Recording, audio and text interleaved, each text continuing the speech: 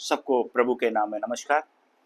आज का जो वचन मैं आप लोगों को बताने जा रहा हूँ, धर्मशास्त्र बाइबल में जो परमेश्वर ने वचन में कहा है, चेतावनी दी है। कल जब हमने देखा था कि युग के अंत के चिन्ह क्या क्या है, प्रभु का वचन कहता है धर्मशास्त्र में कि तुम लड़ाइयों और लड़ाइयों की चर्चा सुनोगे तो घबरा ना जाना, क्योंकि इनका होना अवश्य है, परंतु उस समय अंत ना होगा। क्योंकि जाति पर जाति और राज पर राज चढ़ाई करेगा, और जगह जगह भूकंप पड़ेंगे और अकाल पड़ेंगे। परमेश्वर का वचन कहता है जगह जगह भूकंप पड़ेंगे और अकाल भी पड़ेंगे। तुम लड़ाइयों और लड़ाइयों की क्या करेंगे, चर्चा सुनोगे।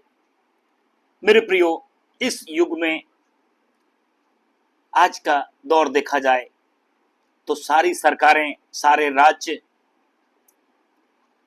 अपने अपने देश में बहुत हथियारों पर खर्चा हो रहे हैं।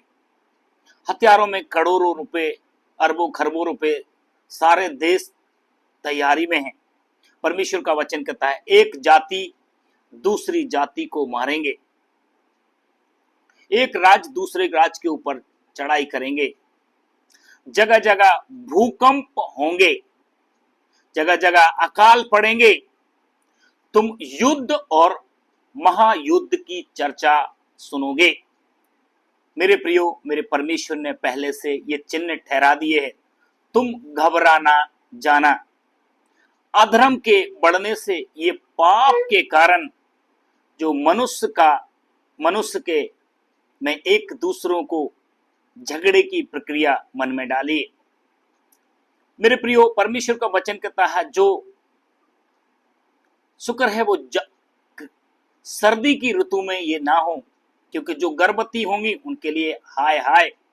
जो खेत में हो वो अपने घर को ना लौटें, जो छत पे हो वो नीचे ना उतरें। इसका मतलब क्या है? परमेश्वर वचन कह रहा है जो जहां है, क्योंकि एक दूसरे को आज देखना, एक दूसरे के लिए, एक दूसरी जातियों के लिए कितना कुछ बोया जा रहा है। एक राज्य दूसरे राज्य के लिए कितना सीमा का विवाद हो रहा है, जातियों में विवाद चढ़ रहा है। तुम लड़ाइयों और लड़ाइयों की चर्चा सुनोगे। मेरे प्रियो, आज हमारे देश में नहीं, विदेशों में भी देखो, सब देश बड़े बड़े हथियार खरीद के रखे हैं, तैयारी में हैं। एक परमाणु से दूसरे देश में गिराने से कितना जानें चली जाती हैं, कितने लोग मर गए। यदि इतिहास उठा के देखो तो कितनी बार लड़ाइयां छिड़ गई, कितनी बार महामारी आ गया, कितनी बार भूकंप हो गए। ये सब परमेश्वर का वचन कह रहा है। परमेश्वर का वचन कहता है क्योंकि उस समय, मत्ती 24 का 21वें पद कहता है, क्योंकि उस समय ऐसा भारी क्लेश होगा जैसा जगत के आरंभ से अब तक हुआ और ना कभी होगा। यदि वे दिन घटाए ना जाते तो कोई प्राणी ना बचता, परंतु कुछ चुने हुओं के कारण वे दिन घटाए जाएंगे। मेरे प्रियो, कुछ चुने हुए जो आज भी उस जीवते परमेश्वर से दुआ की भीख मांग रहे हैं। क्यों मांग रहे हैं? कि हे प्रभु, ये लोग अपने अपने पापों से तौबा कर लें। तौबा कर लेंगे, मन फिरा लेंगे, परमेश्वर दया करेगा। पर भारी क्लेश, क्योंकि भारी क्लेश होने की संभावना है। अभी हम देख रहे हैं, अमेरिका हो गया, दूसरा रूस हो गया, अफगानिस्तान हो गया, कितने देशों में, यूक्रेन हो गए, हिंदुस्तान पाकिस्तान हो गए, सारे विदेशों, गाजा पट्टी हो गया, कितने देशों में युद्ध की तैयारी चल रही है। कई जगह युद्ध चल रहे हैं। सीमा और जमीन के ऊपर, खाने पीने की वस्तुओं को ऊपर, लेन देन के ऊपर झगड़े छिड़ जाते हैं। एक जाति दूसरी जाति को, अगर हमारे भारत में भारत में ही हैं, कितने समुदाय के लोग तैयारी में हैं, कितनी बार हो गया है हिंदू मुस्लिम का झगड़े।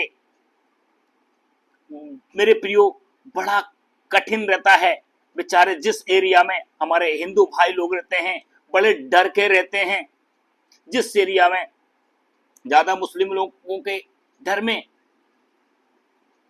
अपना अपना घर छोड़ देते हैं, क्योंकि जातिवाद का झगड़ा हो रहा है। तो जातियों का झगड़ा पहले से लिख के दिया है, एक जाति दूसरी जाति को मारेगी। जगह जगह गली गली में लड़ाइयों और लड़ाइयों की चर्चा सुनोगे, युद्ध और विश्व युद्ध होंगे। प्रभु का वचन कहता, बड़े बड़े घर खंडर हो जाएंगे, बड़े बड़े भवन निर्जन हो जाएंगे।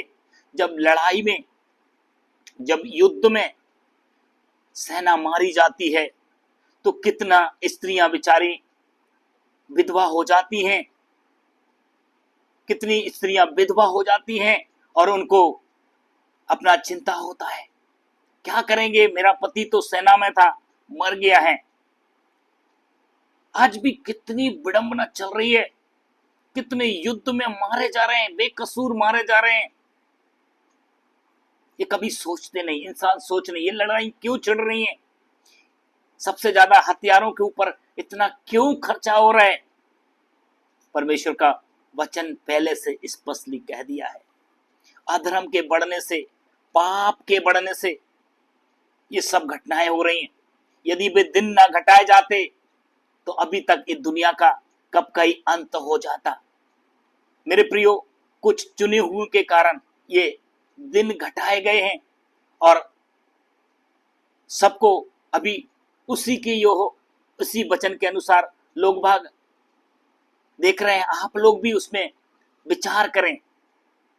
ये परमेश्वर का वचन पहले से बोल रहे हैं, घबराना नहीं, इनका होना अवश्य है। और परमेश्वर का सुसमाचार सारे जगत में फैलाया जाएगा। सारे जगत में प्रभु का शुभ संदेश फैला रहे हैं। परमेश्वर आपको मन फिराव का आत्मा दे। क्या जाने मन फिराने से, परमेश्वर तौबा करने से, क्या जाने ये लड़ाइयां रुक जाएं, ये भूकंप रुक जाएं, ये महामारी रुक जाए, ये अकाल रुक जाए, ये युद्ध रुक जाए। सब देश मेल मिलाप से रहें, सब भाईचारे से रहें, सब एक दूसरे को मदद और प्यार का शुभ संदेश दें, सब एक दूसरे के घर में जाया आया करें, सब देशों में लेन देन करें।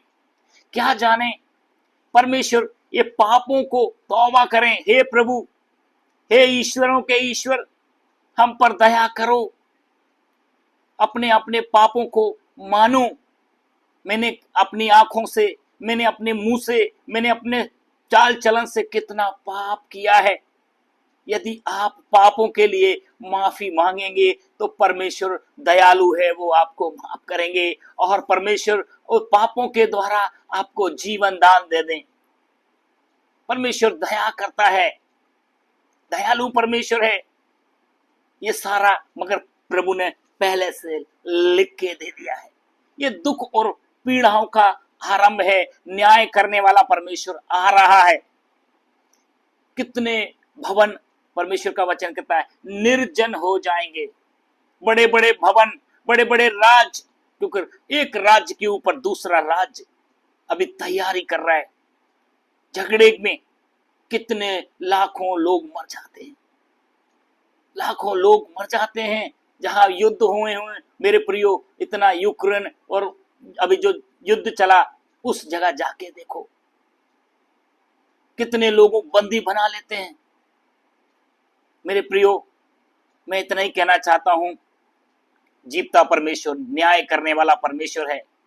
उसके भय और भक्ति में आप लोग अपना मार्ग में चलें, सच्चे परमेश्वर को जानें।